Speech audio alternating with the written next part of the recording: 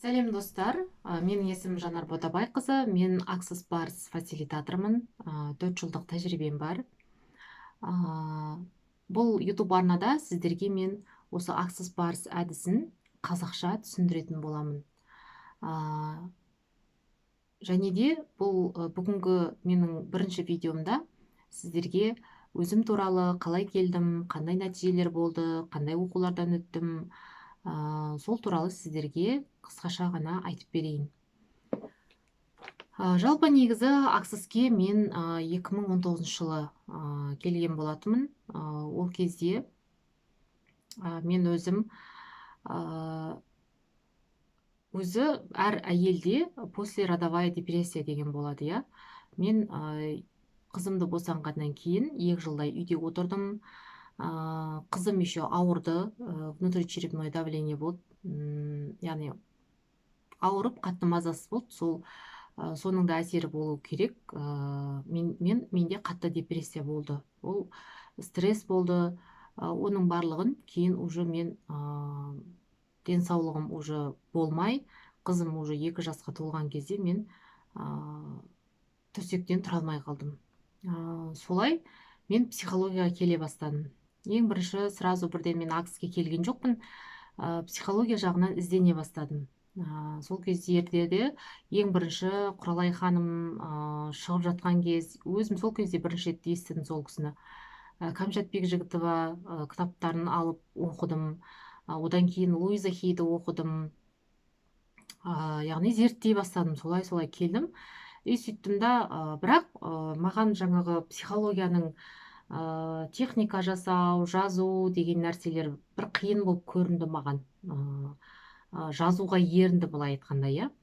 Сөйтемін да мен запрос жасаймын өзім, жеңіл қалай стресстен шығуға болады, жеңіл қалай осындай психологияның жеңіл түрі бар ма деген сияқты. Сол кезде маған осы Accessті Алланың өзі жіберген шығар маған, осы әдісті менің алдыма әкеледі. Оны мен бір құрбымнан естимін, осындай әдіс бар екен. Өзі 2 сеанс алған, және нәтижесі жолдас екеуі алған, 2 сеанстан кейін шетелге жолдама алған. Содан мен оның результатын көріп, сразу бірден оқып аламын деген шешім қабылдадым. Тіпті даже ол кезде мен өзім Шымкент қаласынан болам. Шымкентте бар екен деп те естіген жоқпын, себебі сырттан келіп оқытады екен, сеанс жасайды екен деп естідім.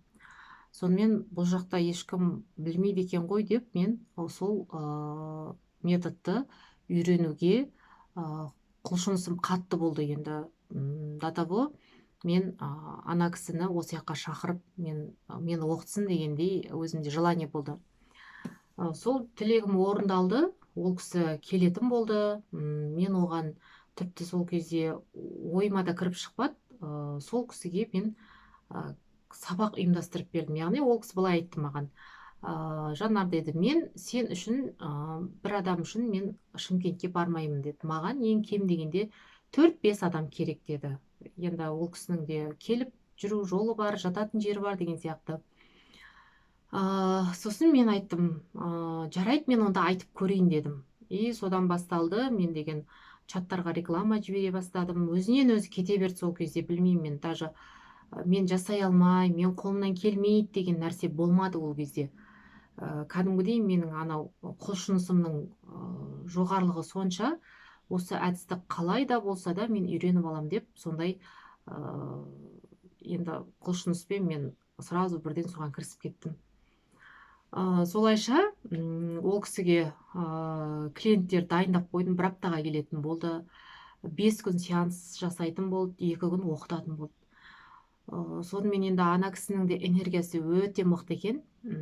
Сағат таңғы 9-дан кешкі 9-ға дейін тоқтамастан адамдар келіп жатты, сеанс алып жатты. Әрқайсысы еще 1 сағаттан очередьке тұрып жатты тіпті. Сөйтіп, солайша мен еще ол кезде сол Access Bars'тың өзін ғана оқимын деп ой болған. Тағы да Access Facelift деген түрі бар. Соны да оқып алдым бірге. Сөйтіп, 2 оқуды мен бір бағамен оқып алдым ғой. яғни екі қоянды бір оқпен аттым деген сияқты болды. Адамда негізі мүмкін емес деген нәрсе жоқ, тек біздің ол миымызда шектеу болып қалады. Біздер жаңағыдай ой қолымнан келмейді, мен істей алмайтын шығармын деген сенімсіздік пайда болады, адам қорқады, иә. Сол кезде ол нәрсе болмайды екен. Ал егер сен жоқ, мен қалай да болса да осыны алам, осыған жетем десеңіз, ол нәрсе болады екен. Сол кезде мен көзім жетті. Және солай оқып алдым. Оқығаннан кейін мен техникасын жақсы үйреніп алдым. Менің ең басты сол кездегі желанием, басты мақсатым менің сол мынау сеансты қалай жасай білу керек, иә. Нүктелерді білу. 32 нүкте бар бұл жерде. 32 нүктені білу. Сол нүктелерді жаттап алғаным сонша, бір аптаның ішінде уже мен жаттап алдым. Сразу бірден адамдарға жасап кеттім. Бағасына да қараған жоқпын. Мысалға бағасы ең төменгі баға қойдым. Маған лишь бы үйреніп алу, жаңағы басқа адамдардың энергиясын сезініп үйрену, сосын барып мен уже өзімнің бағамды кейін өсіре бастадым. Одан кейін бұл сеансты үйреніп алғаннан кейін біршама уақыт өтеді, яғни 6 айдай ма, 6-7 айдай уақыт өтеді. Ол кезде мен әлі тек қана техникасын білем, инструменттерін онша білмеймін. Ақтаудан маған екінші фасилитатор хабарласады. Мен Шымкентке барайын деп едім, адам тауып жинап қойсаң, мен саған тегін оқытып беремін деді.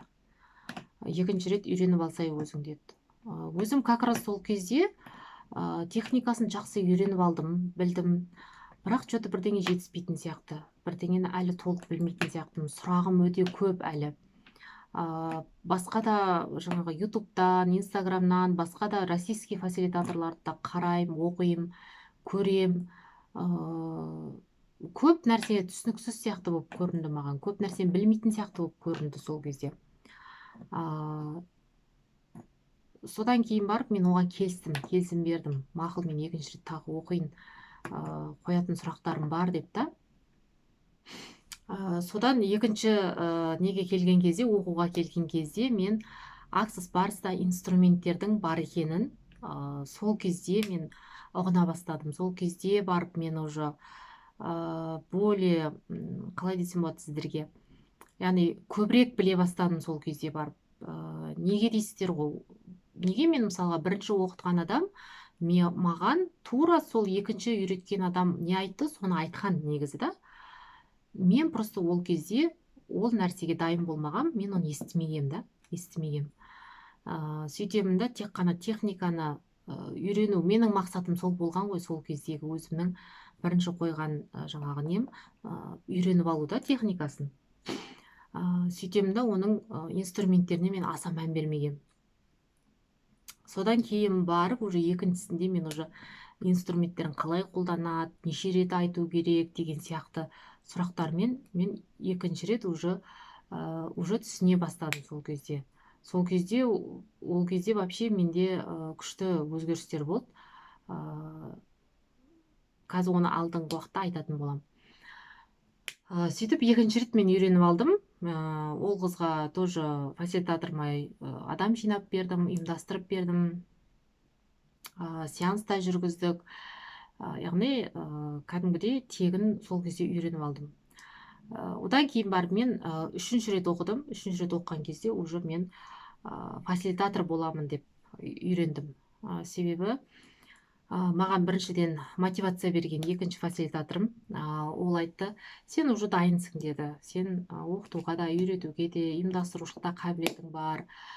Смело өзіңе сенсең, үйреніп, оқып алып, лицензияңды алып үйрете берсең болады деді. Сондай ой тастады. Сол ойдан кейін маған мотивация берді. Сөйтіп мен аяқ астынан, ондай нәрсе мен вообще ойламағам да негізі. Аяқ астынан мен солай фасилитатор болып кеттім. Бірақ бірден сразу мен үйретуге көштім деп айтпаймын, себебі ол кезде тура сол үйреніп болғаннан кейін карантин басталып кетті. Карантин басталып кетті, 2 ай үйде отырдық, иә, 2 ай үйде отырдық. Одан кейін де арада тағы бір жағдай болды, сонымен ұзақ уақыт созылып кетті. Мен бір жарты жылдай пока бірден бірде үйреткен жоқпын. Өзім изучать етіп жүрдім оған дейін. Басқа да фасилитаторды тыңдап жүрдім. Әйтпесе лицензиямды алып дайындап қойған едім. Солайша мен осы Access Barsқа келдім. Енді мендегі өзгерістерді айтайын, иә. Өзгерістер, мендегі результаттар көбінесе негізі нәтижеге адамдар бірінші сенен сұрайды, сенде қандай нәтиже болды, сосын барып мен көрейін деген сияқты сондай адамдарда қалыптасып қалғанда ол нәрсе. Олай негізі кез келген нәрседе, кез келген курс алатын болсаңыз да, иә, кез келген жаңа нәрсені үйренетін болсаңыз, олай біреумен өзіңіз салыстырмаңыздар. Мысалға, мен басқа адаммын, иә, мен вообще бөлек адаммын, сіз вообще бөлек адамсыз. Мүлдем екеумізді салыстыруға келмейді. Сіз бен менің арамызда жер мен көктей байланыс бар. Жер мен көктей, иә.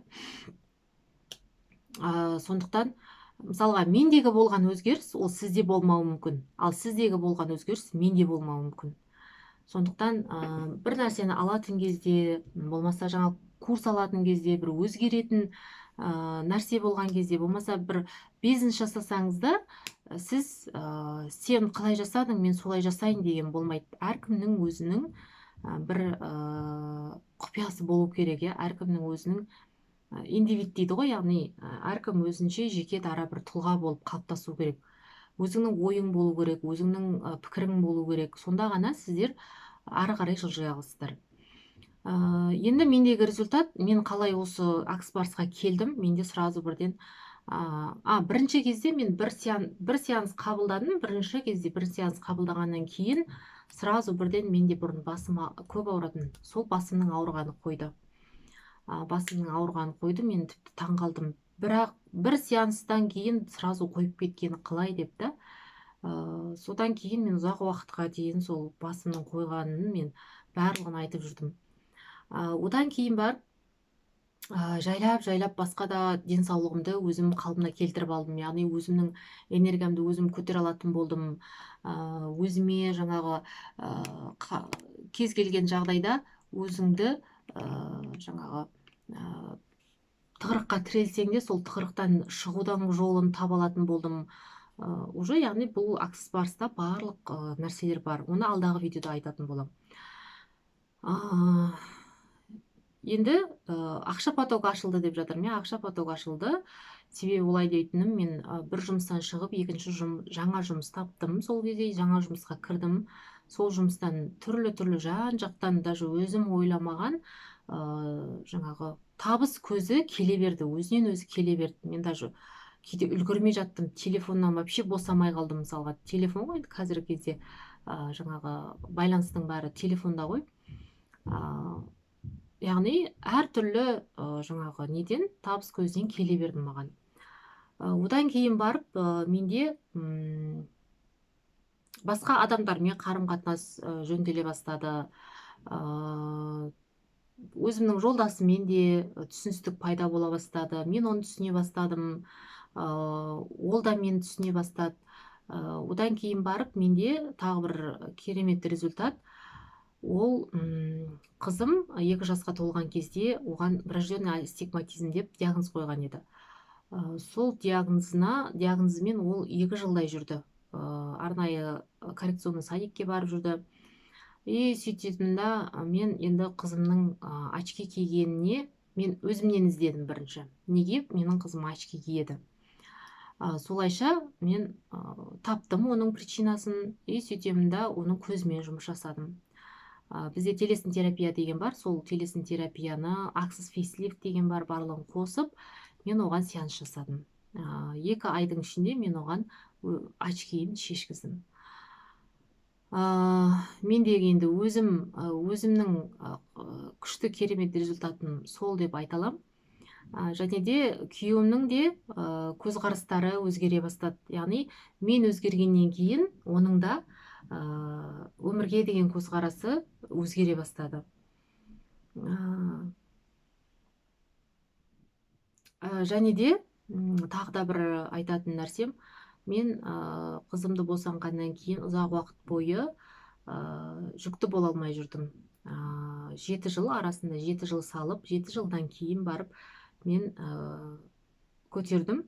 Яғни оған дейін мен осы аксустың инструменттерін көп қолдандым, көп іздендім. Телесін терапияларын алдым, проработка жасадым өзімен. Солай мен 7 жылдан кейін, қызымнан кейін қызды болдым. Қазір Құдайға шүкір 1 жасқа толайын деп жатыр. Осындай результаттар бар. Тағы да енді майда шүйда результаттар көп қой. Жаңағы подарка аласың біреуден, аяқ астынан, болмаса жаңағыдай аяқ астынан біреу ақша беріп қалады. Тағы не, жолың болып кетеді бір жерде, иә. Жаңағы пробкада тұрсаң, пробкадан тез құтылып кетесің, очередьте тұрсаң, очередьтен тез өтіп кетесің. Болмаса бір шешілмей жатқан бір түйіндер болса, солар шешіліп кетіп жатады. Енді ондай нәрселердің барлығы енді бұл видеоға сыймайды. Бірақ результаттар жоқ емес, осындай ең үлкенін, ең жаңағы маңыздысын сіздерге айтып жатырмын. Және бұл жерде мен өзімнің денсаулығымды да бір қалыпқа келтіріп, өз-өзімді түсіне бастадым, өз-өзімді қалай энергиямды көтеру керек, қай жерде өзіммен дос болу керек, қай жерде өзіңді жаңағы кінәламау керек, соның барлығын мен осы жерден үйрендім. Бүгінше осы. Келесі видеоларда сіздермен тағы да аксис барысты қалай үйрену керек, қалай сабақ қалай өтеді, сол туралы көптеген видеолар салатын болам. Келесі кездескенше сау болыңыздар.